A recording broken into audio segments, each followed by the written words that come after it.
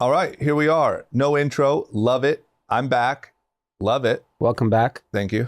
Before we talk about anything else, there's some pretty crazy stuff going on in the world here. Yeah, it's been a very scary, call it now, almost 36 hours.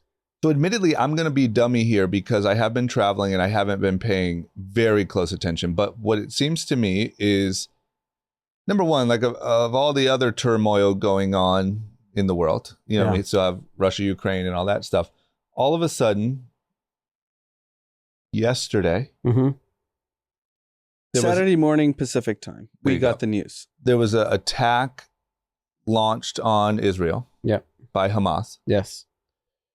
There was missiles launched into Israel, apparently like attacking, you know, just regular, just sort of, it seemed like kind of indiscriminately launched into Israel. 2,200 missiles. Missiles, an attack at a music festival. Paragliding into a music festival. Did you see the paraglide guys with AK-47s? Yeah. And then even into the town where they were kidnapping, raping women and children. So it's, so not like attacking military bases. Yeah, so like, you know, there's like in war, that's typically what happens. Yeah. It's like you attack the opponent's military base, their leadership, airfields, and, you know, things of that nature. This was clearly completely different. And Hamas, which is a terrorist organization that is known to be backed by Iran, is, you know, been at war specifically regarding the Gaza Strip forever. Yeah. And this like crazy violent attack where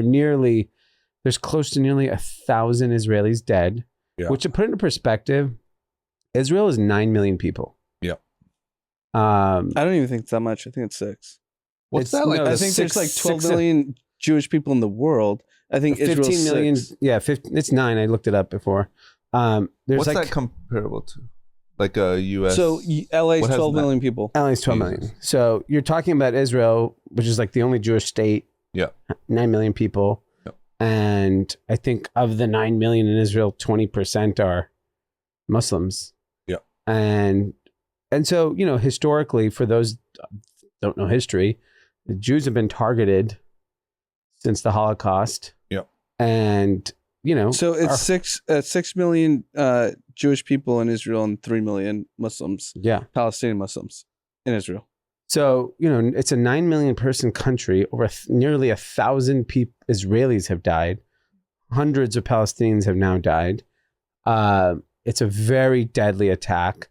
And I think if you're following the videos, like seeing what happened at the music festival, over 260 bodies have been recovered. There's been rumor there's over 100 people that are still kidnapped. There has to be Americans killed, right? There are Americans dead. There are Americans kidnapped. There are German nationals. There's a lot, because of the music festival, there's a lot of people that have been kidnapped and murdered that are from other countries. And so... Because correct me if I'm wrong, but to me, it feels like Israel has... I don't want to misstep here, but it seems like it's felt relatively safe for a while now. Yeah. And like a lot of people go there. A lot of people vacation there. Yeah, it's always been a hotbed place for vacation. Yeah. And I think like it's a very international place. Like my mother-in-law's like church friend is there right now in Jerusalem. Yeah. You know, it's like pretty crazy. It's a pretty metropolitan place. It's not like some secluded region of the world. It's like Israel has tourism. Yep. And so this is like a very, very scary thing that just happened. And I think the things that are really scary is that, you know, Israel has basically one of the most sophisticated intelligence and defense and militaries in the world. Mm-hmm. And they've had to, because they've had to, you know, they've been at war for so long. Yeah. Everyone in Israel enlists, men, women, by everyone. Law. Mandatory, right? Yeah, enlist. And so they've had to defend themselves for a very long time. And so what you really, I think the shocking thing was that Israel did not catch this. Yeah. It sounds like there's a potential where their computer systems were hacked, which left them vulnerable. Saturday was a very big Jewish holiday also. Yeah. So, you know, on a holy day, maybe their guards were down, who knows? And this unfortunately has happened. And I think like the real challenge I see is this is obviously a very sensitive fight that's been happening for thousands of years at this point. Yeah. And there are like a lot of people that coexist in that community that are Arab and Jewish for many years. Yeah. And they get along and don't have any issues. This is an unfortunate case of an extremist group that really threw a wrench in the whole thing and fucked everything up for a lot of people, killed a lot of innocent people. And now, unfortunately, like a lot of innocent Palestinians are going to die as well. Yeah. And so it's a really tough place for the world to be, for Israel to be in, Palestine to be in, for the Middle East, for America. And I think when I was really thinking through it, I was like, we've been talking a lot about how much progress the Middle East has had over the last couple of years. Yeah. And it becoming a place of like tourism and it felt from the future, like there's so much opportunity there. Yeah. And in one attack, like this is the deadliest attack since the Holocaust, you know? And I think it's set the region back tremendously. Plus like war in the social media age, we've seen probably really two big ones now. Yeah. It's just different. Yeah. And it's, you know, it's one of those things where like in previous times during war, we knew war was happening. Yeah. But it wasn't in our face. Yeah. Like I've seen videos of what seems to be Americans on a hotel balcony watching missiles fly over the border and like freaking the fuck out. Yes. And that looks terrible. When you talk about setting it back. Yes. It's like, that looks like, okay, I'll never go there. Yeah. When we see World War II movies as, you know, young people, we're like, oh my God, that's actually what happened. Yeah. But now we're seeing it real time while it's actually happening. Yeah. And I think I've always had like, you know, I've had a couple close, like almost trips to Israel. And I've always felt like a little, like, is it unsafe? But I don't really know because all I know is like kind of stories, right? Like, oh yeah, there's always conflict there. But everyone's like, no, it's totally safe. Nothing to worry about. Yeah. Nothing really happened. But now that you've seen those, like those videos are now seared into my brain. Yes. And I think that is the real challenge here is that everyone's very enraged now. Yeah. And there's people like really going hard on the like anti-Israel side. Yeah. And that's actually scarier in my opinion. Yeah. I actually think the anti-Semitism, anti-Jewish rhetoric that's happening all over the world, there are so many people marching the streets pro what happened. Yeah. That's just wrong. Like it's a terrorist attack at the end of the day. I think what really struck me on the weekend, but I think it was Saturday morning when we all woke up and saw all these videos and social media was crazy, is just like, they're not soldiers. Yeah. They're not at war. No. They're just like civilians in a city that... They're jihadists. That's what they are. No, I'm talking about the people that were getting killed. Oh yeah. They're just civilians. Yeah. It's also strange. Like there should be, there's rules of engagement. Yeah. There's a movie called Rules of Engagement. Yeah. And this is not the rules of engagement. You can't go to a music festival and kill people. You can't paraglide. If this is a true war, then do war. Yeah. This is not like enlisted soldiers getting killed. Yeah. And that was what was the most striking thing for me, to be like, man, these kids, German citizens, Israeli citizens, US citizens, like they didn't sign up for this. No. They're just going in about their way, and this happens, and that's not war. Unfortunately, like war has a definition. Yeah. What else seems so scary to me, and keep in mind, once again, treading lightly, I'm not saying anything I'm not saying, but like a lot of times terrorist attack are like this one thing happened, like a bomb was placed in the, you know, postal service, whatever. This was like treated like a war. Yeah. Like all different areas and like gunmen's, you know, in the skies and missiles being launched, but just on civilians. Yeah. I've never seen that. Yeah. And I think it's clearly they had the resources. And I mean, Hamas doesn't have the money. Like, for example, there are US soldiers that have been put to jail for killing innocent people. Yeah. Because that's not part of the rules of engagement. Yeah. I'm not trying to, absolve a lot of the stuff we've done as American government, but you get put if in you get more caught, trial. if you get caught, you go to trial and you go to jail. Yeah. And I think there's a lot of like things that have popped up on social media and just the news in general. I think the big thing is there was a hostage. There was like a prisoner trade that unfroze American prisoners in Iran. That unfroze $6 billion, and that happened about a month ago. That at least the agreement happened a month ago. In that time, the money, to be fair, has not been released. It is still not good for election time, though. There's some Trump sound bites. Yes, and that's the problem. Is that like here's like the narrative, and is that Biden unfroze the $6 billion and funded this went on to happen. And the other issue is that the Secretary of State was on MSNBC today. And he was like, they were talking about the money issue. Let's talk about the $6 billion because I want to debunk what everything's going on social media. I said the money did not get distributed. Nothing's been. We're just talking about the optics. Iran has no absence of money. They have 2.5x'd their oil supply or oil revenue in the last 2 years. Yeah. They are not starved of money. No. So if you believe we're talking about the Iran, optics. if Iran funds Hamas, has nothing to do with the $6 billion. We're talking optics. We're talking optics. Most Americans, I think, I would argue, most Republican opinionists are saying that because it's good to shit on Biden. 100%. What I'm saying is, because I see Charlie Kirk. He's a 29-year-old Republican opinionist who literally has no.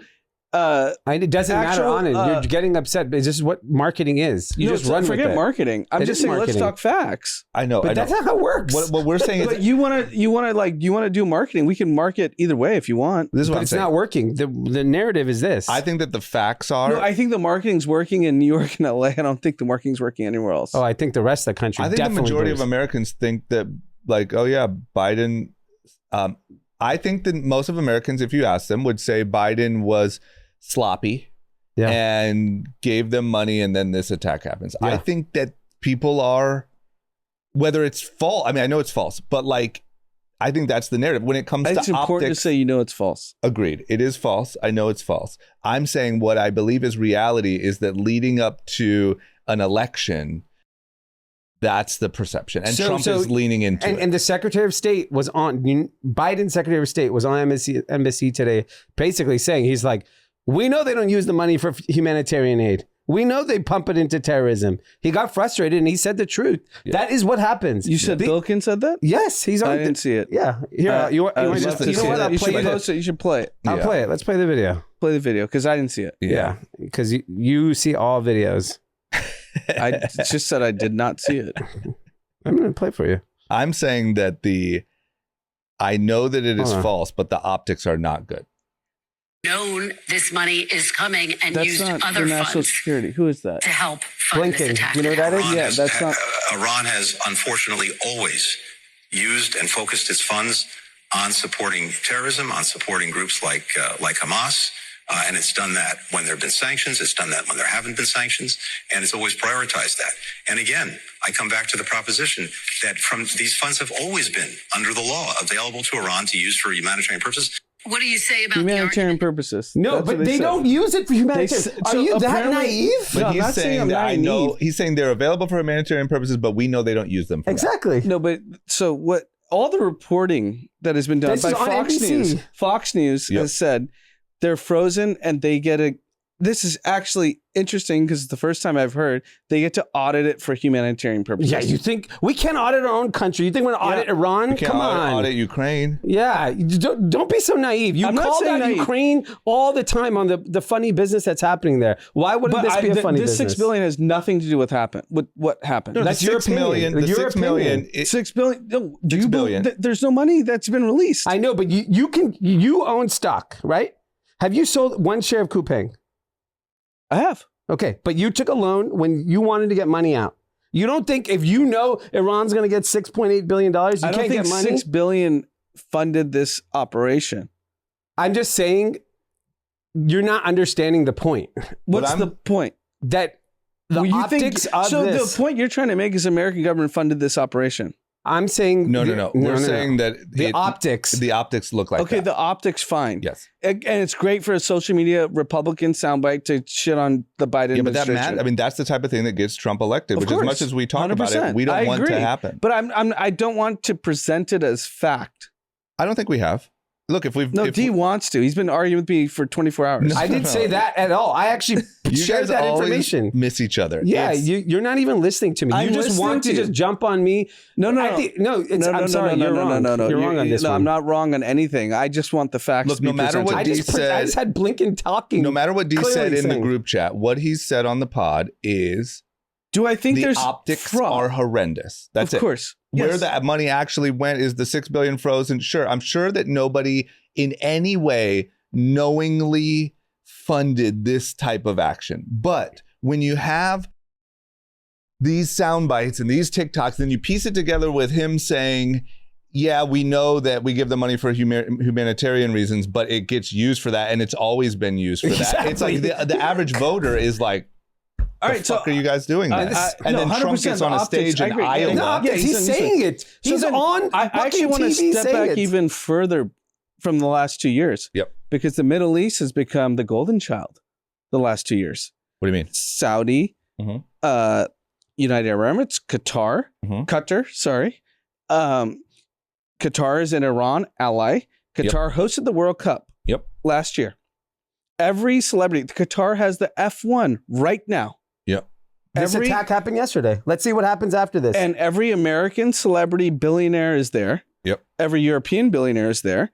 Yep. Qatar had Iranian leadership in Qatar celebrating them stealing Israeli tanks and and murdering Israelis. Mm-hmm. So what do you want to happen now? My point is, are the same people that are criticizing Biden for this like $6 billion, are they going to be like, what are we doing on all this other stuff? The problem is innocent women and children got murdered. That's what you're missing the point on. But what do you want? What would you want them to do? My point is, the world's complicated. Everyone loved Middle East money the last 2 years. Every Western person loved Middle East money. Yeah.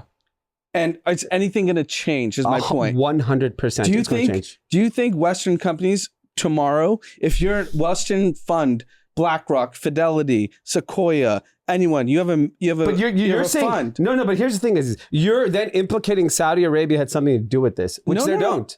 They have nothing to do with this. Qatar does. QIA is invested in every fund. Qatar absolutely does. You're saying Qatar is backing Iran, who's backing Hamas. Qatar is holding the $6 billion that you think funded the operation to send to Iran. I know, can I ask you a question? That's an escrow situation. You're implicating Qatar into Hamas. No, I'm just saying it's all complicated. Let me ask you a question just so I have clarity in the listener too. Is like, so yes, people are criticizing Biden. So what should happen? Like everyone I don't think anything's going to happen. Yeah. I just think the moral outrage is appropriate because it's fucking terrible what happened. Yeah. But nothing from a financial standpoint is going to change because the money exists. I think it's too complicated to explain to the average person. Like, think about it. We talked about everyone wanted to put Saudi on the literally like the scaffold and destroy them. But guess what happened? Yeah. Saudi had all the money and interest rates went up and there was nowhere else to get money. Yeah. We all went to Saudi. Yeah. So, but this is what I'm saying. Back to optics. I think the average person is way too hard to understand everything that you're talking about. Yeah. What's easy to understand is Biden did it. Yeah. Sure, this wouldn't have happened under Trump. We're a little... I know, but we have the ability to talk about it in a smarter way because But I think the moral outrage is appropriate. It was fucking terrible and disgusting, the atrocities that we saw over the last 36 hours and the ongoing next, week, because it's not going to end. Yep. And it's terrible. Yep. But when we just like sit here and just scream and yell about everything, nothing actually is happening because financially we rely on them. Yeah. And we are going to take their money as Western companies, as Western mutual funds, as Western endowments. Yep. And so how do we actually reconcile that? I'll tell you why. Because there's a clear distinction between Saudi Arabia and Hamas. There is. If you cannot understand that, Saudi Arabia is not a terrorist organization.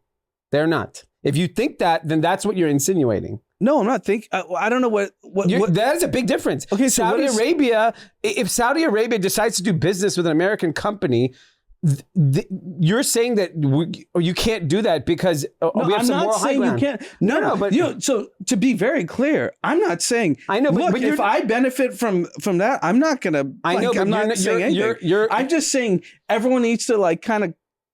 I know, but look at inwardly. I know, like but we all you're benefit from connecting this stuff. Saudi Arabia and Hamas. I'm not connecting them at all. Because you could still be morally outraged and do business with Saudi Arabia. Hamas committed this. Okay, so Hamas is a terrorist So you think organization. Hamas is insulated from the rest of the region? No, Iran backs them. And Hamas leadership lives in Dubai. And we all go to Dubai. Maybe not anymore.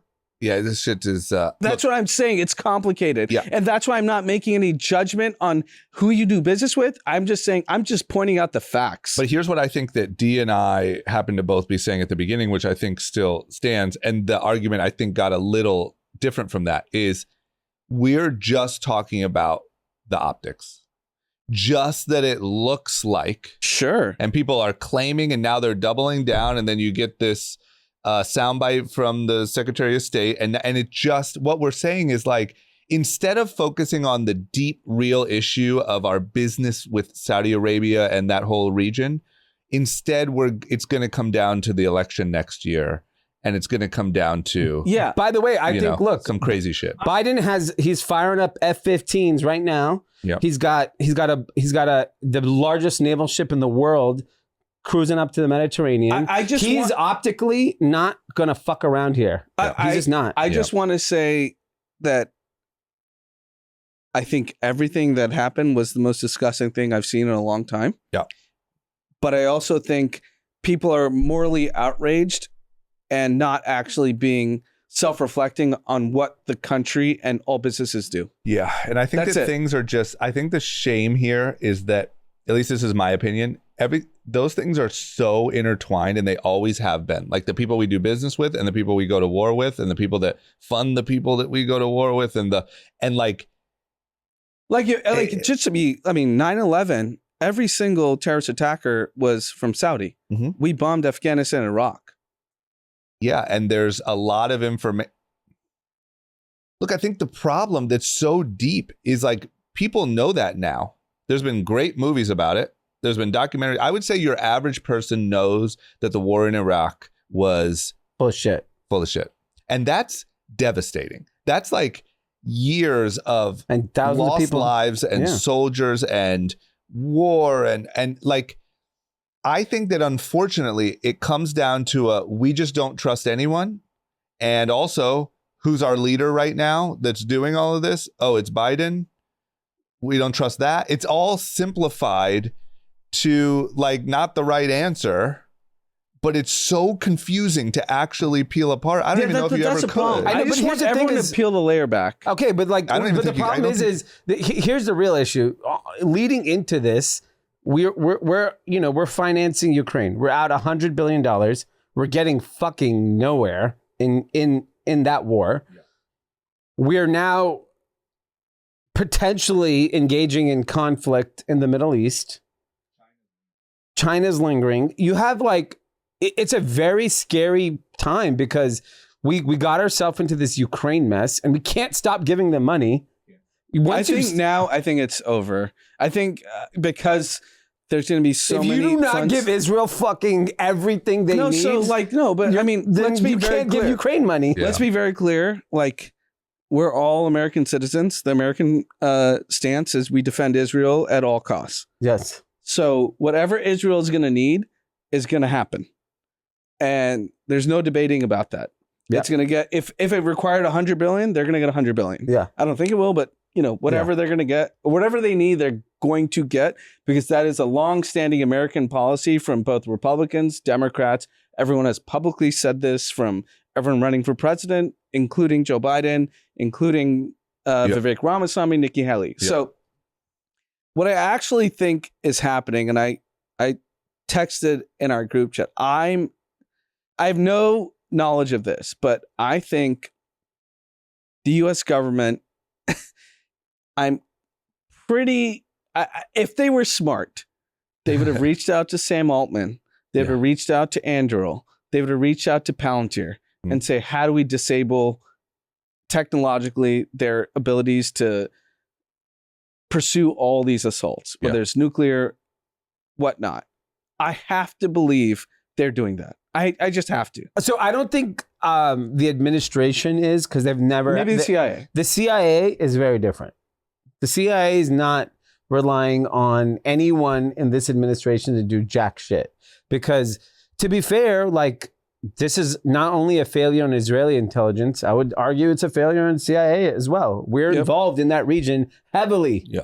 Like, the fact that this happened is going to fall on Americans to an extent. 100% it will. Like, whether people want to agree with that or not, that's what it is.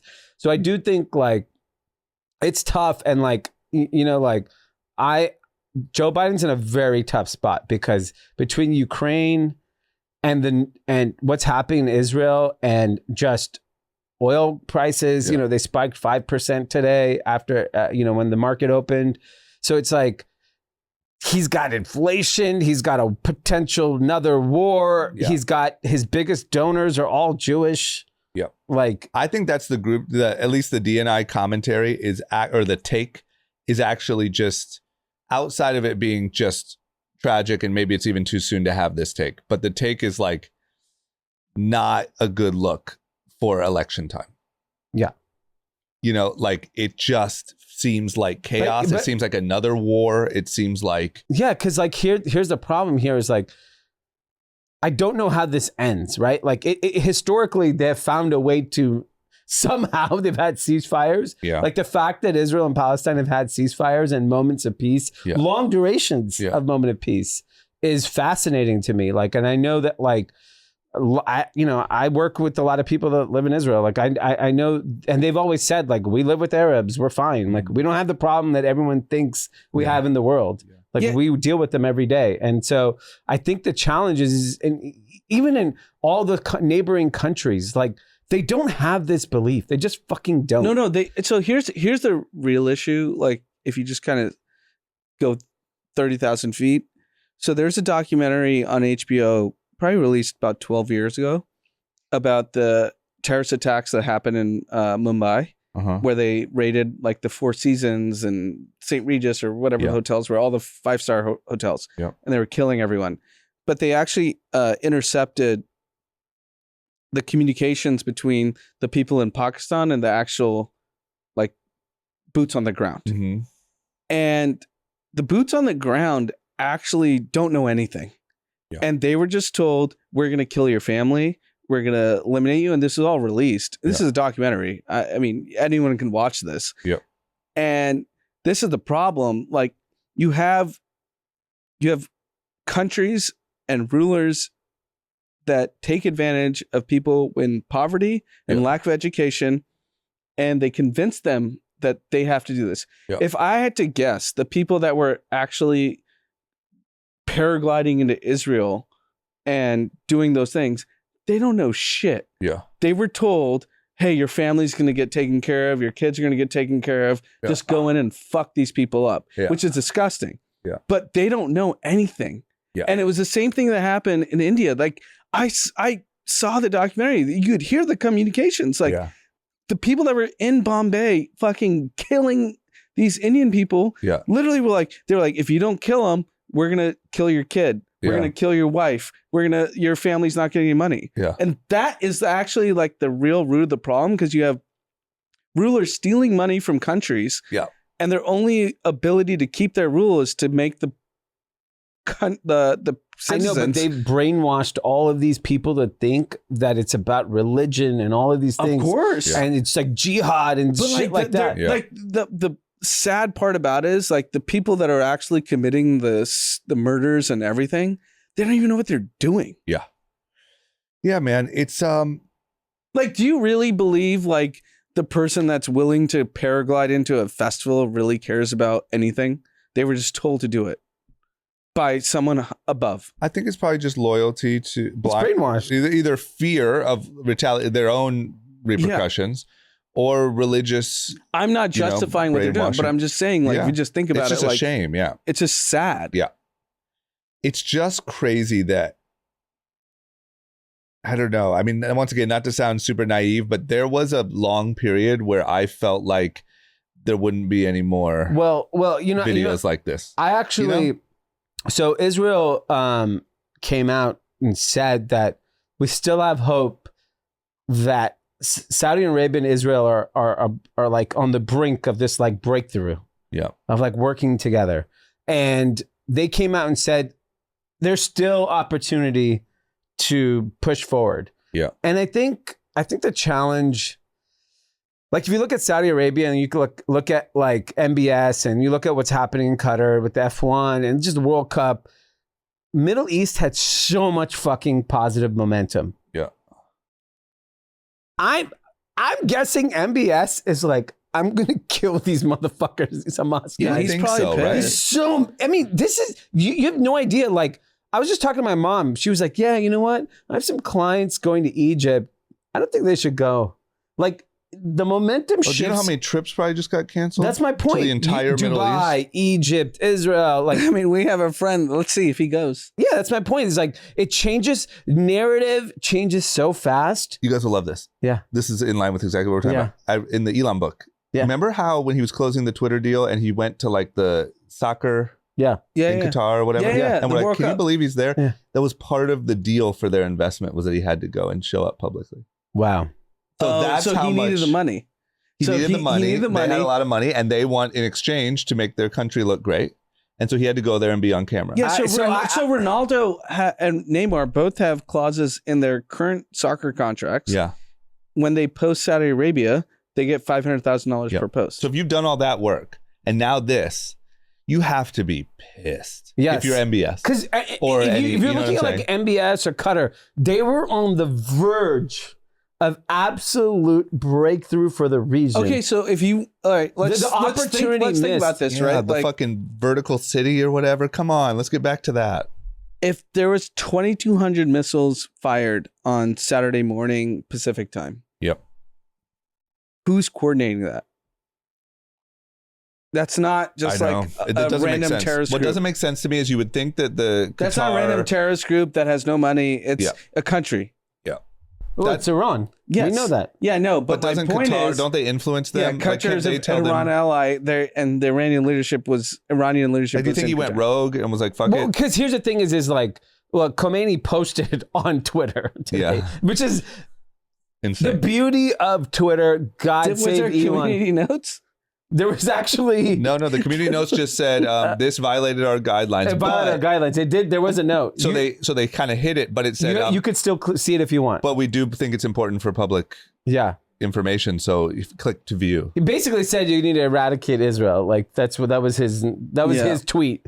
And then Elon basically said like And that was who? But- that was the Khamenei, the supreme leader of Iran. But here's actually what's actually like encouraging. There was a soccer game in Iran, and the government wanted a pro-Palestine flag, and the fans booed it because they're like, we don't stand for that. Yeah. So let's say like No, I think the people all of of it, Iran, right? they're protesting fucking daily. Yeah. They don't believe in what Khamenei says or the supreme leader. That's what's crazy. They're frustrated so by this too. it gets back to my point where the rulers like to take care of the poor and the uneducated to make them just stay Keep in in power. power. Yeah. Because like, hey, if we create chaos, we're the ones in power. I do got to say though, that is part of the beauty of like social media, of sports. Like, being honest, is like people see that there's a better way. Like the citizens, I believe that probably 20 years ago, the citizens would blindly follow the leadership. They're like, yeah, sure. death to everyone, whatever. Yeah. Yeah. But now I feel like they're like, I'd like to go to a soccer game. Why do we have to? Yeah. You know what I'm saying? Like, I think here's the thing, right? Like we're 7 billion people in the world. I would say 99% just want to like live with their families and enjoy life. yeah, go to some events. Go to some like Yeah, go to a wedding, go to a party, have a Nah. nice dinner, have a nice lunch. That's why, like, even what's happening. That's the problem. Yes. This like The leadership are like in the 0.01%. past still. You know, it's like, come on, man. Like you had such a good thing going. we were so close. Like Ugh. Middle East was so close. And this is why, all right, like, if I go to go, let's make predictions. Saudi is basically taking over the Western world with writing checks to celebrities, Yep. events, everything. Yep. what happens in 3 months. But I don't believe you keep Nothing. including Saudi as Hamas. Oh, That's it's fine. Saudi, Qatar is Iran. So Qatar had the World Cup. Every celebrity on the freaking planet, including Elon. Elon showed up. So here's the difference. Elon's the richest guy in the world. No. But you have to prove that Qatar backed Hamas. That's what you have to prove. No, they absolutely did, because Qatar is the only government of scale that can fund money to Iran through Western countries. Sleepy gave 6.8. I think there's a weird. I mean, no. This is proven. This is proven. This isn't like to debate. I know, But I'm just saying, can you you have to prove that Qatar's money. If you believe Iran went to Hamas, Qatar funded Iran. I know, And then, but you know here's what what I don't I understand. we can't go down that path. No, don't do the fucking like Sleepy Joe like hot take. Actually, do the work. No, we know the work is saying Qatar told Iran to back Hamas to attack Israel. Qatar is it's basically like if I gave if India bought Iran oil. it's So, bad. so is India responsible for the attacks? Fuck no. India's complicit. because I think the reason they're why not. That's 100%. ridiculous. The reason why I think 100% it's so complicit. easy to argue this, like you guys could argue this for hours, is because it's so intertwined that it's nearly impossible to parse out. Like the simple fact that Saudi Arabia was in some way, we don't know, we could debate it for 2 hours, involved in 9/11, but we still just continue on. Like none of it makes sense. I don't know how all this is justified behind the scenes. Here's my point. Yeah. Because this is like at a much larger scale, because it's 1,000 people plus in Israel. When Khashoggi, an American journalist, died in the Saudi Arabian embassy, we had moral outrage for 6 months to 12 months. Then interest rates went up and we were like, we need them. Doesn't matter anymore. And I think that's going to happen again. Yeah, it is, especially because this one is way too, I'm telling you, it's too hard to I can't make a guess of how all of these people are intertwined. How is Qatar, but then Saudi, but then obviously Saudi benefits from peace in the Middle East, but then Qatar, they blah, blah, blah. And then they just did the I don't soccer think thing. Saudi Arabia Like, benefits at all from what happened this weekend. Absolutely not. It's fucking devastating. No, I think they're pissed. They're pissed. I think Qatar's pissed too. They were on the Do you right. think people going to cut? You had fucking had the F1. white women going to fucking Middle East and posting, saying it was a great experience. You fucking set the region back. It doesn't make sense to me. My point is basically the outrage is going to disappear very quickly because everyone relies on the money. Yes. That's it. But another thing I want to point out is that And maybe it's not right. I'm not saying it's right. Yeah. I'm just saying that's the but to go all the way back, Saudi was the red herring for me, was like, oh, no one gives a fuck about anything. Yep. To go all the way back to the beginning of this conversation is, and I'm not picking a side, I'm not trying to reinforce any negative things. I'm saying the one thing that will stick around is Biden did it. Yeah. Biden was in charge when this happened. Of course, Trump you're wouldn't have responsible. let this happen. So-and-so wouldn't let this. I'm just saying when it comes to us, none of us here want Trump to be president Bush in a year. got a second term while 9/11 happened under his watch. Yeah, but there was so much less information at the time. Yeah, they fed us wrong on information. The second term, people still thought Iraq was terrorists. They still thought. I mean, Hamas happened under Bush. Like he created it. He helped create it. I mean, he created Al Qaeda and Hamas. He Yeah. created everything. But And by the way, the problem is the narrative is. Here's the real concern that I have, future looking, specifically America focused. Given just what happened, how many people were able to attack Israel with this thing? We know for a fact it is easy as fuck to get into America right now. Mm.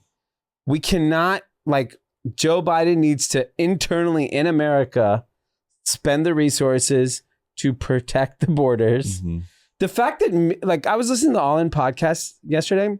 They were talking about, and I'm very curious to see how this conversation goes with them. Yeah. But everyone's agreeing, the border is out of control. Yeah. Millions of people are coming. Millions, right? And they're all claiming asylum. Yeah. It's very, and Chamath was saying that there's tutorials on TikTok and YouTube that tells you how to claim asylum. So the U.S. government can I can't- put a caveat on that? Yeah. Chamath and Sachs both talked about that from a Vivek Ramaswamy fundraiser. That's so fine. whether is it true or not? Do you believe there's illegal immigrants coming into America? So I do believe that it doesn't even matter for TikTok and YouTube. You can learn from your cousin. This is how you get in the country. Okay, whatever. Also, The like, point people is, from It doesn't all matter over about the- TikTok. But Using TikTok and YouTube is like whatever. The point catalyst is that's you're ridiculous. missing the point. Millions of people are coming illegally into America right now. Illegal. Yeah. Do you agree with that? 100%. Okay. Do you think there's From a all chance? over the world. And they've said people from all over the world are coming. Northern border, southern border. In that, God forbid, there comes someone that has ill intentions. Yeah. Of course there are. Yeah. That Yeah, has a I don't- paraglider and a fucking machine gun. I know. That's the problem is that like we're running now. So the illegal immigrants, 100% massive problem. I'm not Yeah. debating that. That's not for debate. Yeah. We know the data. We know that it's happening. What are we doing as a government on the fentanyl? How does that get in? We're not talking about that right now. No, but I'm curious. What's your opinion? It's How does cartel. the Well, it fentanyl comes in get through in? the cartel. Through the cartel. So who's on the take? Is it the customs officers? Is it the Oh, people well, at the I border? mean, whatever that, Everyone's on the take. yeah, whatever that mechanism is that they get all the drugs into why here. isn't that exposed? Because it's billions and billions of dollars. But I'll tell you what should be exposed is not that. That's the second thing that should be exposed. What should be exposed? I read the whole book about it. China makes it, turns a blind eye. China doesn't turn a blind eye to anything they don't want to turn a blind eye to. They find everything. Somehow there are offices in China that look like the ghost office. Yeah. Where they sell fentanyl out of, and they ship it to the Mexican cartels to bring it into the country. Like a regular business. And we don't even talk about that. I don't know how so much fentanyl comes in daily. Because we The don't, I immigrants, mean, what Dee just talked about, they walk in, they have to make a case, yeah. and that's actually like a process. Yeah. How is the tons and tons of Everyone's fentanyl getting paid coming? off. I think it's like, I mean, you have to really look into how the cartel gets their drugs here, but they get billions of dollars worth of drugs here, shipping containers and submarines and fucking tunnels and whatever. But the point is, it is strategically supplied by China. I know it is, but I don't know what is the flaw on the U.S. side where we just allow that to come in. Yeah, I agree. I think it's a huge flaw. But I think that the scary thing about this instance is when we talk about these like terrorist type things and you talk about getting into this country, becoming known. Like it's the same way that like when they changed the law in LA for the minimum amount for a felony for robbery, instantly robberies go right up to that amount. Yeah. They're really smart. Yeah. You can't underestimate. When it becomes really well known that you can right now is the free ticket, you can get into the US and people are coming from all over the world. It's like, of course, that's going to be exploited by all the bad people too. I'm sure there's some good people in there, but so if you were to like, let's do the tree. Yeah. Who's on the take? Is it the customs officers? Is it the? I don't think it's even just the take. I think they're you could just walk across into the country. But the fentanyl we're talking about is talking about like we're talking about tons and tons of fentanyl. Dude, Chapo used to bring drugs through a tunnel. You've seen Narcos. Yeah. It's not that hard. Yeah, I couldn't I guess. understand how the individuals are getting across. That's very obvious. You just walk. Yeah. You just walk. Walk in. You don't and even say- have to say anything. You just walk in. No, is that? You're saying who's on the take for the large amounts of fentanyl? Someone has to be benefiting that's a U.S. citizen. Yes. I don't know. I honestly don't know. I'd love to guess. Why but hasn't Joe Rogan done a podcast on this? He probably knows everyone. He's in he has. Texas. I think he has. I think there's people that have been on that have talked about it. I just don't remember. But I also think maybe it's just a number. Maybe it's just a volume game. Like drugs have always come So you think poured into this country. they deliver, call it 100%, and 50% gets through, 50% gets got? Yeah, I think so. I think that is more so the thing to look at than who's coming up. I'm sure some people are coming up in America, but I honestly don't think it's that. Like, I don't think there's border customs agents that are just like millionaires because they're just supporting. There's probably a couple, but I don't think that's the real problem. I think it's, what is Occam's razor again? The most obvious thing is the obvious answer. So similar to the Biden 6.8 billion, I think it's But I don't know very whose similar to razor. this. I don't know who this razor belongs to. Yeah. But I think that whenever If the you want answer, Elon's razor, it's the most entertaining razor. I It's love the that obvious one. razor. So So what's the most razor, entertaining I have a razor? razor for you though. If it's most easily explained by just incompetence, it's probably just incompetence. Your dummy razor. Yeah, Dumbo's razor. No, but like I here's the think it's here's just a couple here's people are getting here's bribed. here's what I like get very confused on. You know, our all of our one of my best friends, Eric Weiss, who you obviously are close friends with. Yep. He gets stopped everywhere. What do you mean? What do you mean? Like when we're in customs or whatever. Oh, he's like on a list somewhere or something. I don't know if he's on a list. He looks guilty. Yeah. That's why. Yeah. But he has nothing. He's a law-abiding citizen. Yeah. And he's a He's just small man. nervous. I just see him. He's always nervous. Yeah, he just So looks guilty. how is He has fentanyl guilty getting in nerves. without getting stopped? Yeah, I don't know. We'd have to look at it. But I think that it's the same way that He cocaine gets stopped in has both gotten in. borders. But like, think of all the cocaine that's gotten shipped here over the years, or heroin or whatever. It's the same thing.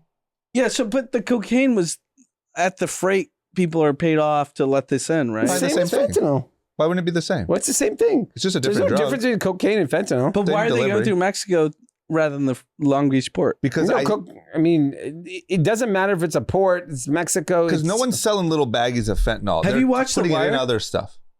Yeah. Yeah, remember the ports where they like imported everything? Yeah, but where did it come from? They didn't say. So I think it's probably mostly Mexico, and it's the same thing. Like China, I also think that China kind of absolved. It's almost like a proxy war. Like it's not coming on a freight Coming from Mexico. from China. It's coming from Mexico. Yeah. And it's in your cocaine and in your pain pills and in your whatever. It's not baggies from China. Yeah. And so they're kind of funding like a proxy war. It's the same way we did the opium wars and we did it to them. They're doing it back to us, and it's working, and we're not doing anything about it. And on top of that, people from all over the world are streaming over the border. That's a separate thing. So if you divide both of those parts, right? So you think they're just guards sitting at the border knowing fentanyl's coming in? They're just like, yeah, it's all good. Yeah, I mean, they did that for Even if they're cocaine. not paid. I'm just saying. No, Well, I know. I think if they know, they're going to go stop it. Yeah, I think it's the same way drugs have always been. I think it's tunnels, mules, And it's probably Fucking not that shipping much to containers. get them paid, right? They know that. to bribe them. Yeah. Yeah. It's not much. Give them $500 for the day. Let this No, it's shipment more go than in that. No, tens of thousands. for a single guard. Yeah. Yeah, you just pay him off, and he always looks the other way. He's got wandering eyes. He's got a bad neck. Oh, he's always stretching his neck. But isn't that so easy to solve if you have any oversight over No, these you have to people? pay those people more money so they won't be. I think it's bribable. incompetence. I think how easy would it be Where's to Buttigieg? He's a Secretary of Transport. I mean, Just I don't stand know. on the border. Talk to your Yeah. boy. how easy would Sleeps. it be to solve? I feel like if I sat on the border, and if anyone listening, I would love to sit on the border and Just be like, go. can I just just go. go. Elon went. No, I know Elon went, but Yeah. I just want to be where I think want to supervise the people that are watching. I think what you will find is you're going to be shocked at what our country does to I protect just our want border. to sit on the border safely. I'll you'd be hire shocked. It security. is safe. I will fucking And I drive want you. someone to be I'll like- drive you, and we'll have food ready for I just people. want to be with the Please do security that. and watch what's happening. Nothing. They're just walking across. I think there's too much for them to handle. I think it's like We've given up. It's Disneyland with one person at the ticket counter. We're they're like, talking "Fuck it, we're going in." 3 million people Yeah. came across I think they this can't handle it. I think- illegally. The Elon video was insane. The guy was like, "Yeah, we have 2,000 people coming." Yeah, I think they're What are overwhelmed. they going and- to do? They're not going to kill 2,000 people. They're going to arrest them. I also think that it's similar to cops, like cops in major cities right now They give up. are complaining that, hey, we arrest people. They go in, they let them out, we arrest them again tomorrow. Like, what the fuck are we doing? Yeah, You know, like, SF actually has a reduction in police enrollment. They're all just like, why we don't wouldn't want to do you? it. I can't Why imagine. would you be a cop in San Francisco? It's the worst job. I mean, please keep doing it, people. But like, I cannot imagine why you would want to do that. Yeah. But the drug part is what I don't understand how the U.S. government isn't solving. Yeah, but I think that would be a question that spanned decades. We've been just- having a drug problem since the Since the 70s. 80s. Fentanyl's just an 70s. ingredient. Yeah, no, I agree. But the Cocaine problem in the 80s, of Yep. course, right? But the fentanyl is just way deadlier than anything ever before. It also And can be covered up in some. But I'm just saying, vitamins. like, who's Yeah. on the take? Because everyone's always on the take and all these things. Like when we talk about Ukraine, we joke about it. It's like, yeah, obviously. Zelensky's wife buying $1 million Yeah, at Cartier. exactly. Yeah, I think we it's know more that. incompetence in this issue. I think. Yeah, I think it is I incompetence. think if you went to the border, you'd be like, okay, like, how about we just do that? Like, it would be so obvious, and it's just pure incompetence. And I think, look, it sounds like from the border agents, it's not their fault. Like, once again, similar to cops. They're overwhelmed. I think if you did a ride along with a Los Angeles police officer, you would be equally mind blown. You'd be like, man, this is a hard fucking You'd job. be like, this is Or no, what the they'd be fuck. like, oh, we don't have to do anything.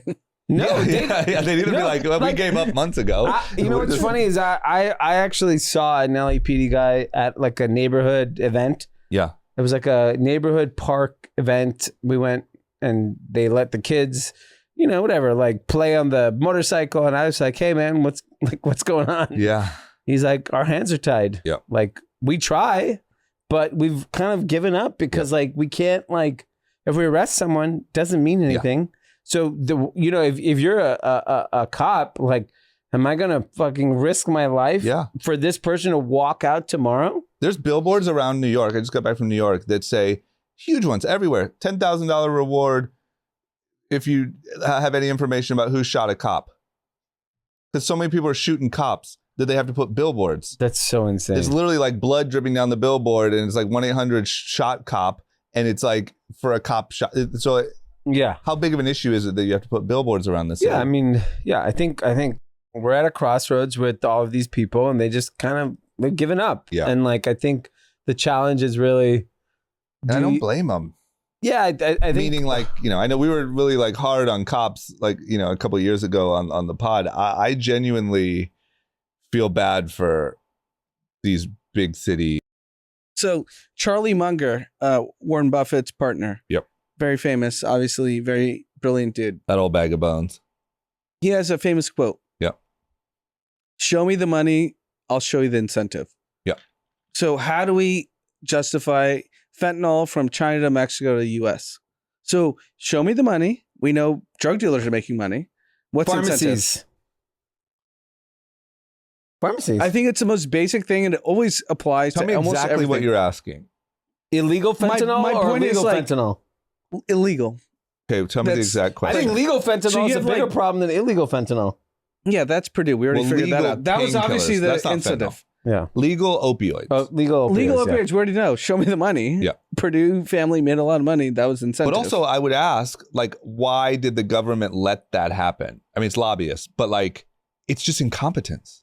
It's just like, why do you let the guy from the fucking FDA go work at Purdue? Why do you, like, all this stuff is just happening under the nose of, because all they care about is making their own money. And if you think about it, like what we just learned from the Purdue case is the guy made $400,000 and they made $20 billion. Yeah.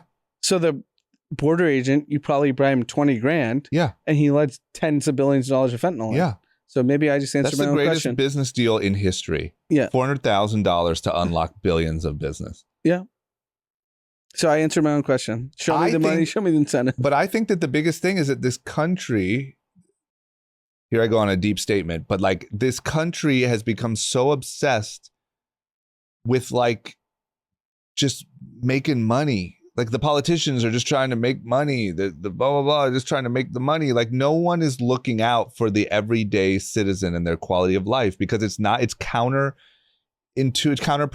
to making more money. It's, you know what I'm saying? No, I 100% agree, but it's funny how small the quantum of money requires to get billions unlocked. Yeah, because when you're talking about one dude or, you know. Yeah, girl, like a local congressman, you're like, hey, here's $50,000. Yeah. And you Yeah, can I get think- $100 I million think- bucks. wasn't it who yeah, there was just something on that Project Veritas where they like go on dates with lobbyists. Have you ever seen that? I haven't seen There it. was no. something, I'm going to absolutely butcher this, but like where what they do is they like set up like fake, like they find out who's someone, you know, someone who works at Purdue and they, you know, a girl hits him up and they go on a date and she has a hidden camera and she's asking him questions. And there's one of these videos where the guy is saying like, oh yeah, you know, a senator's $50,000, you know, congressperson's this much. Local, that's 10,000. You know, and like literally like it's a menu of like, oh yeah, these guys are cheap. I think foreign actors show up to US and realize how cheap it is to actually infiltrate law. Not hard to manipulate people. Like you go to DC, you're at there's actually known bars where lobbyists are there, and Congress people are there, and staffers are there, and you buy them like a round of 10 shots, and they will, they'll billions will unlock. I think so, and I think that when you tie in the like motivation for a lot of these wars being, let's say, oil and then military industrial complex, I think you're just talking about like a country that became the biggest country ever. And now we're just fucking milking it. Yeah. Everyone's just squeezing every little bit of their piece of the sponge. And I think the people that lose, as we all know, are the people that got addicted to pain pills because they had surgery 5 years ago. And now they're on fentanyl and now they're ODing and now they're like, because there's no money in that. Yeah. What's crazy is there's no money in the rehabilitation. No, there's no money in them being healthy. Actually, there's money in them being sick. There's money in them dying early. There's no money in those people drinking green juice and going to fucking Orange Theory. Yeah. Right. You know what I'm saying? I think the interesting thing in all this is, despite all that, there's no country on earth that 3 million people are trying to go to every fucking day. It's true. Which is crazy to show. That's how big of the delta of what the rest of the world is to America still. I agree. Like no one is trying to go into China. Not even close. There's not even a close second. Everyone could open their borders tomorrow and it would just be like the fucking Supreme store outside of our country and just crickets everywhere else. It's literally, here's the thing. Despite all the horrific things that are happening in the world today, no place like America. The rest of the world is not anywhere caught up to where America. And 100%. I think we're very fortunate to live here. And I also have a little bit of good news. Yes. Did I cut you off? Something? No, go ahead. Is like, I think that times are also probably better than they've ever been, other than little tiny, this period of the 30s was just pure expansion and whatever. I just think we see more now. Yeah. I just think we see the border videos every day. We see the paragliders in Israel. We see the people in the trenches in Ukraine. We see and hear about all of it. And there's endless commentators and there's endless people with their TikTok channels. I actually think that the world, I think statistically, is better than ever. I agree with that. There's no doubt in my mind that America is like 100x better than the next place to be, given the border videos. But also better than it's ever been. Like, as miserable as it seems, I think it's better. Oh, yeah, I agree. Statistically. 100%. No, I think the whole world other than maybe crime in major cities might be up a little. We have better medical care. We have better everything. And it like kind of is a problem that we've kind of talked about. Like, social media makes America look terrible. Yeah. But like, it's actually really awesome. Yeah, that is true. And I will say, I do want to just say something, because I'm not saying this is not an issue. Social media has not impacted the southern border. I know, but like, so like today, for example, I went to, I took Vivian to Family Festival, Bobby and Ben's food thing. Yep. It was at the CBS lot. Very diverse group. Yep. Families, kids. There was no issues. Yep. It was absolutely as diverse as it got in LA, in West Hollywood. Is that West Hollywood or is that Miracle Mile? What is that? Whatever. West Hollywood. Yeah. Yeah.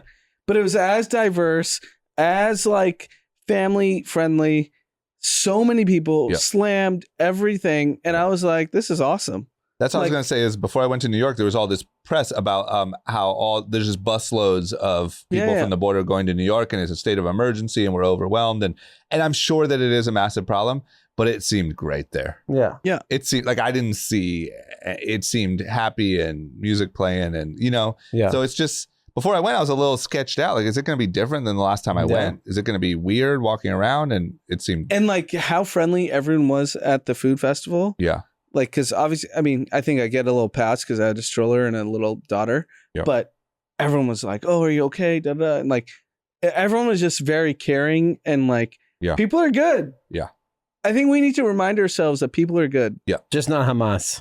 Yeah. Not current. Yeah. Sure. Yeah. Not those paragliding motherfuckers. No. Yeah, I get it. it's both things are true. Like this war is fucking insane and so terrible to see. The border, fentanyl, all these things. At the same time, though, it seems like things are the worst they've ever been, and they're not.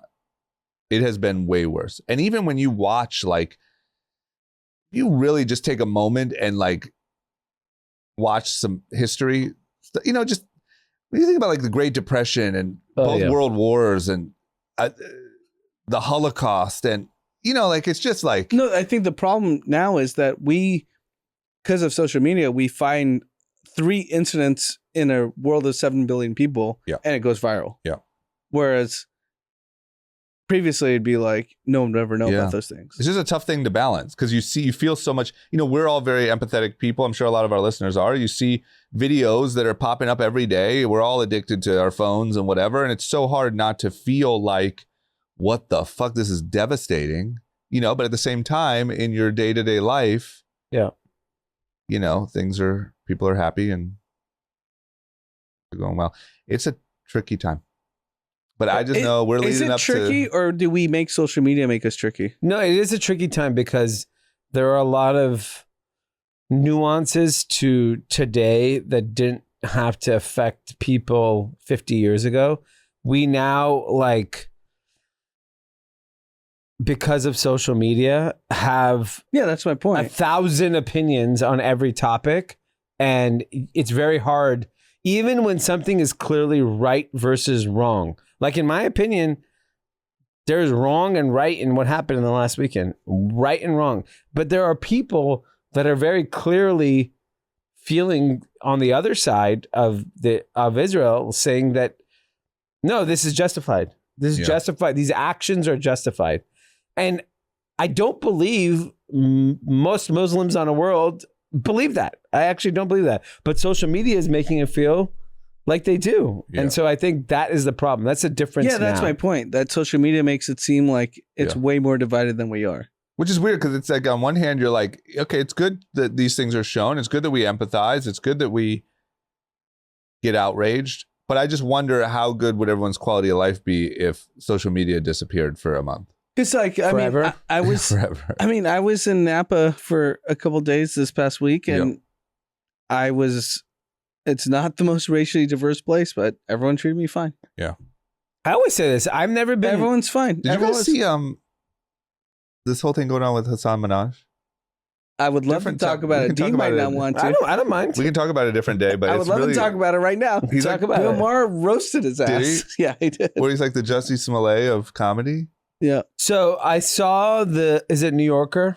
So the New Yorker first wrote the article, then CNBC, MSNBC, Washington Post, Bill Maher. Basically. And Andrew Schultz. Basically, and you know, to play into everything we were talking about, he's been accused of playing victim too much. Yeah, so the big thing is he wrote bits. So a lot of comedians write bits that are obviously exaggerated or whatever. Like, you know, I came down, my neighbor threw the juice at me and I was like, what the hell? But his were sort of not for the punchline.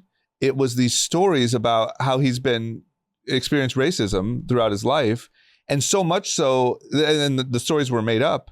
And so much so that it's actually impacted like the people that he's telling the story about, because he doesn't hide their identity very well. And there's one woman who he said was like his prom date or something, and that his parents said, you know, it's probably better. We're going to be shooting pictures. It's probably better you're not in them, or you don't come. Can I take the floor? And I just want to finish with saying that, number one, that story didn't happen. That woman spoke out, and now that woman is married to an Indian guy. Oh wow! Yeah, and they're like, and she's like, I've been doxxed and I've been harassed and I've been whatever all these years, but that story never happened. And she was white. Yeah, he was white. Yeah, that was part of the bit. So I'll take the floor because I actually have known him for a long time. I've spent a lot of time with him before he got famous. And I could tell you very clearly, I've been around him. He was not racially persecuted. He was not racially judged. He was just a struggling comedian, and then he made it. Yeah. And good for him. He made it. And yeah, I think people are self-serving. And this is like... No, hold on. Let me finish. Okay. Because I've seen all the bits. And I've seen his Netflix special. I've seen everything. Yeah. And I think the problem everyone has with it, and I agree with it, so it's two different things, right? Like, Kevin Hart does a bit about a drop-off line at school. He's obviously making it up, right? Like I'm dropping my kid off and da-da-da, and something happens. Like, that obviously didn't happen, but or it's something funny. small happened. Something small happened, but it's funny. And like, everyone can, relate to like, oh yeah, I know I'm a parent at drop off. This is what happened. Yep. The problem with Hasan, so I'm going to make sure I'm saying his name Hasan, because he went on Ellen telling everyone his name was Hassan. When I met him, his name was Hasan. So he like chose the racial thing on Ellen as Hassan, but when I was friends with him, his name was Hasan. What's the benefit of Hassan? He wanted to embarrass her, to say like, oh, you're not telling my name right. Got it. Whether I don't know what his name actually should be pronounced, because my friend's name is Vivek and other people call him Vivek. Yeah. So you can call either way. Yeah. So I'm gonna play that. Well, Ramaswamy says Vivek like cake, so yeah. And my best friend, his name is Vivek. Yeah. But he goes by Vivek, so you can do either way. Yep. So Hassan. One's going to be president, one's Vivek. Yeah. One's like cake, president. So that's my point. He used that even in Ellen to like embarrass a white woman. Yeah. Like, oh, you don't know how to pronounce my name, blah, blah. It's all bullshit. Like, it's all fucking fraud. Yeah. And anyways, the point is, what he did in his comedy was make up racial issues that never happened in his life to make white people feel terrible about themselves. It's like victim comedy. Well, I don't even think I think he realized it was resonating. It worked because he got the White House Correspondents' Center because he was like the Muslim guy saying fake racism, but it's fake. Yeah. It was all fake. Yeah. But how do you justify that? No, you don't justify. I don't think you do. I think I think this is the problem. It's a good hustle. No, this is the problem. This is the problem with wokeism. It's opportunistic, similar to what you're saying about money in Saudi Arabia and Qatar and all these things. If it's good for business, you're fucking woke. Yeah, but you do it till the candle ends. So the candle seems like it's ending. Yeah, but I think there's a lot of people still running that hustle. And by the way, it's not effective anymore. And like, I even said it the other day, I think in our group chat, I was like, man, everyone's so fucking nice. Mm-hmm. I mean, I've experienced very small amounts of racism in my life. So I'm very privileged in that situation. Yeah. I've experienced it, but it has not impacted my life. Like, the way I think, believe, whatever. I mean, I'm married to a woman from Huntington fucking Beach. Yeah. My in-laws are conservative people, and they've never but anything showed massive amounts of love to me and my family. So, like, I can't say that, what everyone wants to believe is that everyone is just inherently racist and terrible people. Yeah, but that's what Hassan, whoever he wants to pretend he is, tried to take advantage of. I know, but that's one of the challenges of what's happening with the woke movement is that everyone is playing victim all the fucking time. Do you actually we operate in this world? We go to schools, we go to the coffee shop. People are not inherently bad people. I agree with that. Targeting people. But I'm just talking about him because he wanted to talk about the controversy. Mm-hmm. We don't need to talk about but it's all in the same. If you see there's an opportunity to get attention, then you play victim. That is the problem with what's happening. Yeah, that's the problem. So I think that's a lot of people. It's just not him. It's a lot of people are playing that game. No, but it's him because he. But it's him because you know him. I'm telling you, the problem with the Democratic Party today... It's not the Democratic Party, dude. It is. He's probably a Republican. Well, he's Hassan? No. Hassan? I don't think so. Who is he? I don't think so. That guy. But the problem is it's not about the Democratic Party. I think victim. But everyone so says do the Republicans do. Republicans play victim. They don't say everyone's racist all the time. I think it's safe to say that wokeism is more a Democratic thing. Of course, wokeism is, but Republicans play victim at the same time as Democrats do. But I think wokeness is getting exploited. It's over. Like, I think that people, at first, they had really good intentions. Yes, of course it did. And I think that people have learned to exploit it. And I think both sides have exploited on both sides. Because every Republican will say, like, oh, if I criticize someone, I'm a racist. All of a sudden, I'm racist. But like, you might be. I don't know. Sure. So look, I would say both sides are guilty. I don't think D and I are fighting for Republicans here, but I think that as an isolated point, I think it's safe to just say wokeness started with good intentions and now is being exploited by more people than just Hasan. But Hasan just got caught. In terms of him, like what I thought was interesting, because I've had opinions about his whole career for the last 10 years. I just was not saying it because he just was on this like meteoric rise. Yeah. And now you were waiting for his downfall. and now comedians are roasting him. Yeah. Andrew Schultz is roasting him. Bill Maher is roasting him. Yeah. The New Yorker's roasting him. MSNBC is roasting him. And I'm like, oh, this is everything I knew about this guy, but it just got exposed now. But I think there are plenty of like Hasans. Is it Hasan or his son? We don't know. Well, I don't want to be triggering, so I'm going to go with what he's told Ellen. I think that there's plenty of people like that have embellished and that have played that game because that game works right now. I also think it's really problematic what he did.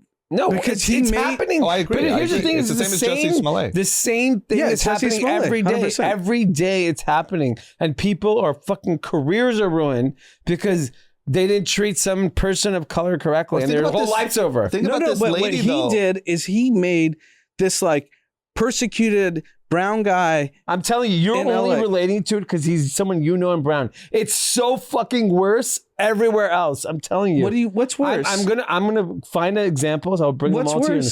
Trust me. No, but he made up that he had this terrible life that he didn't have. I can't say it because I'm not from those groups of people. Fucking way worse things are happening.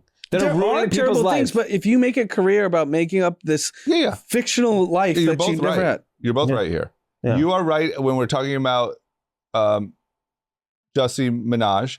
And there are other people doing it too. Of course, there's terrible things happening to people. Yeah, there's no question about that. It's just crazy. But to make like a whole career about it and be like this A-list star, there's not terrible things happening to everybody. I think 99% nothing's happening to, but it's easy to play victim all the fucking time. That's my point. Yeah, and he played fake victim. That's even worse. Yeah. No, but I think people. When you play fake victim, it's worse than actually being the victim. No, I know, but you guys are just talking like right beside each other. Dee's saying yes, and there are other people currently doing it. That's just one of many. He's saying one of many fake victims. Yes. Yeah. Because that's fake fine. victim became a business it's a hot strategy. Business. Yeah. You know I agree. Yeah. There's some very notable fake victims, but I can't say it because I'm not from that group of people. It's so fucked up like about just humans is like, I do believe that like wokeness and even like this ESG thing and, people only venture funds that only fund, minority founders. And like, there's all these things that popped up over the last few years. And I do believe that they all had great intentions. Yeah. But man, it just got exploited. They got exploited. Like the border. The border was like, hey, we want to save people. Asylum. Their countries are, and now there's intentions. Like, who knows? This is what I learned from like domestic crime. Yeah. Is that what George Gascon said on this podcast, sadly, was I actually believed it. Yeah. That people are treated unfairly. Taking one step further is we know now and always everyone takes advantage of everything all the time. But don't you think so? 100% of the time they take advantage of it. Drama, uninterrupted. Yep. Neither of us will talk. Yep. I really want you to know what you think about what you've heard about Hasan Minhaj. You want to know my take? Yeah. You mean I won't respond. You mean Hasan, first of all. His name is Hasan. When I knew him, he was Hasan. When he was Ellen. What do I think? My honest take here is I think that it's the worst. It's one of the worst types of crimes because I think that not only is it just snaky and terrible, but it also, unfortunately, does more damage than you could ever do to real racism. Yeah, to your movement. No, I said let him finish. That's it. I just think that like the problem is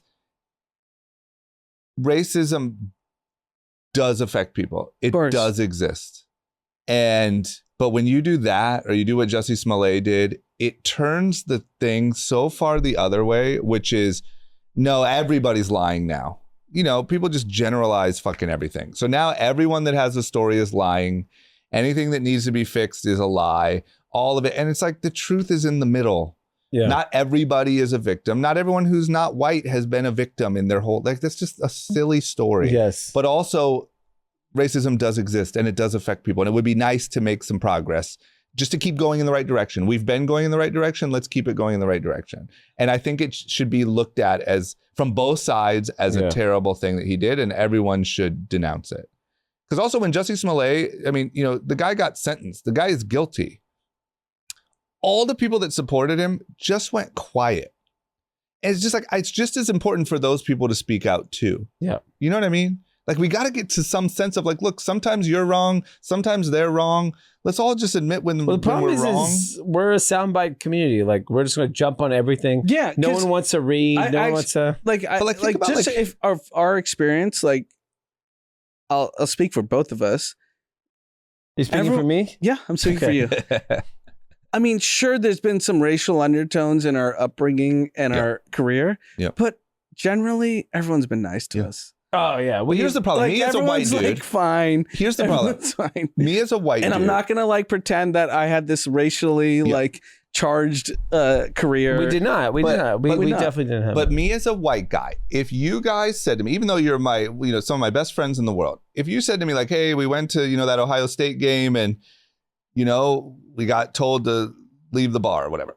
I can't say like, oh, are you sure that's what it was? Maybe it was, it's just like, I get it. That's something I don't deal with. I understand. But to weaponize that that's is so terrible. 100%. And so counterproductive. So when I went to the Ohio State game, it was more homophobic slurs. Yeah. Not racial. So the reason why you can't weaponize it because they're the 1 in the 100 occurrence.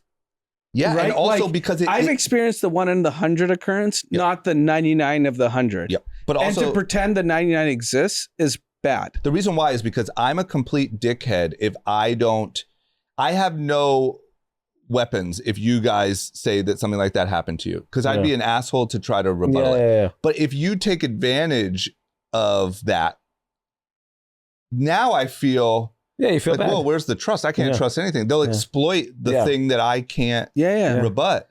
And that's why I think it's so damaging to the same way that I think women who accuse men of like sexual misconduct or stuff like that and found out to be proven that they lied. Like, let's say they were texting their friend, girl, I'm going to get him. He's going to have to pay me if blah, blah. That should be punishable just as equal to if the guy was guilty. Yeah. Because it's so bad what it does for true it ruins victims. The trust of everything. And I feel like there's a culture thing happening, which I think is great for like comedy and like cancel culture, where people are loosening up a little. But my fear is just that it would go in the other direction. And maybe people would start to, what if someone yelled something at you guys in a bar because they were mad about the Hasan Minhaj thing? That could happen. That could happen in some random state. Oh, they're all liars. Yeah, and now you could create racial issues. I'd be like, yeah, you know what? We might be. But you know what I'm saying? Buy me a drink and I'll shut the fuck up. I think it's the worst, like one of the worst things you can do. Yeah, no, I think and by the way, like I spent a lot of time in the Midwest and the other parts of the country, not just LA, New York bubble. Yeah. I have a very different view of the world. Like shit's easy. Like we have a very easy life in America. Yeah. I also think it's really bad. This is a whole another thing that I'll be really quick on is like what it does. If you're a young person, let's just say not white, even if you haven't left your hometown, what you see on social media just tells you the whole world, the whole country is so you're racist scared, and fucking hates you. You're bitter. And you have no chance. And everywhere you go, people are going to yell at you and everyone's a Trump supporter and they're going to spit on you. And like, that's not, and so you never leave your town. You never like, you already start behind. So we should end because it's been long, but I was in deep Long Island a few weeks ago for a meeting, and I'm at this bar. It's like a famous neighborhood bar on Long Island. Mm-hmm. And when you walk in, it basically says you stand for the anthem. It's like one of those bars, right? We sit down. I have dinner, drinks. I'm there for 3 hours because of traffic. Yeah. I'm the only non-white person in this bar. Yep. It's like a working class town bar. There's not an ounce of anything I felt in that bar for the 3 hours I was there. Yep. Not even like weirdness, like the waitress, the manager.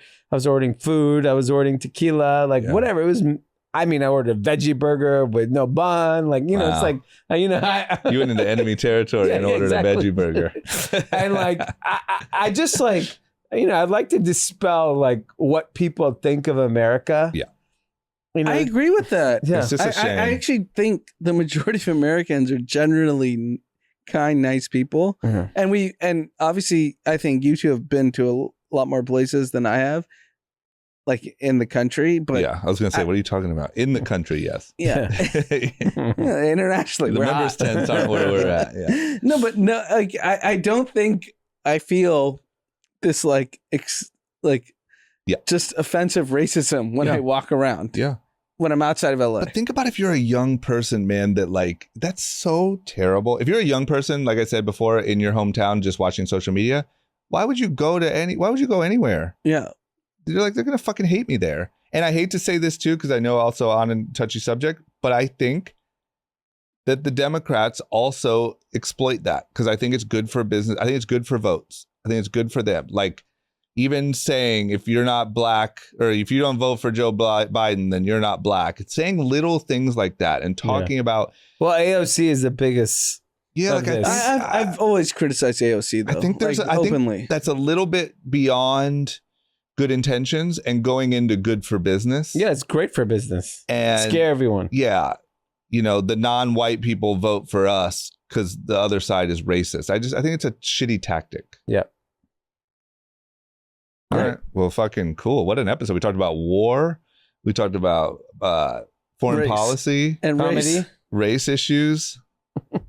And I think I was curious. I didn't know where you guys were going to stand on By the way, none of these clips can go on Twitter, TikTok. I would love to go all viral on TikTok. Yeah. But I'm optimistic about our just general human being society in America. Yeah, it's better than ever. That's what's weird. After this whole episode and everything we just said, I actually believe it. I don't think you even have to believe it. I think it's statistically true. Yeah. By all metrics, except for maybe life expectancy for white males in the Midwest. Yeah. And maybe, I don't know, maybe crime rates in major cities at the moment. We're having a little blip. Yeah. But overall poverty, life expectancy, everything better than ever. Yeah.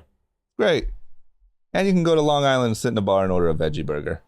Veggie burger, tequila. I was like, They're like, you want a margarita? I was like, I go to the lady. I'm like, you're not going to make it the way I want it. Just give me tequila. Just give me tequila. Yeah. Okay. Well, listen, guys, here's the upside. Even though everything we just said, things are better than ever. So get optimistic. Get out there. No matter where you're from, what you look like. Get out there. Get out in the world. And we got a couple of shout outs. Let's go. First to Vic from D. Patel. Vic, a longtime group chat listener, just finished the Chicago Marathon. Nice. Can you give him a shout out? Congrats. And marathon is miserable, and I can't imagine Chicago to be easy. Yeah. So congrats. And shout out to Kevin Weatherman, also, who was a pod listener, did the Chicago Marathon. Good for you, bro. Where do you run in New York? Where do I run? West Side Highway. That's what I did. It's nice, amazing. Incredible. Might be the favorite. Kevin and Nahal, my friends, have a run club on the West Side Highway. You should have went. It's so good. It was amazing. It's heavenly. Yep. That's the furthest I've ever ran, just because the visual, it was just so you're fun running to watch the World everything. Trade Center. Yeah. I literally ran all the way up from Soho, and I came out, whatever street I was on or whatever street, and I was at Times Square. Yeah. And I was like, oh, you ran up. Look at me. Okay, good. Yeah. Wow. Anyway, just running stuff. And then another shout out from Lance to Nicole. For the love of my life, Nicole, we are Kathy's. We love the pod. Happy birthday. This would be the coolest gift. Well, happy birthday. Happy birthday, Nicole. Coolest gift. Happy birthday. Nicole, I hope he also spent some money, because if not. Dinner. Yeah, maybe Lance. a little gift. Come on, Lance. That's it. We're done. Okay, there you go. Everyone have a great week. Hope you liked it. Pray for peace. See you later. Bye-bye.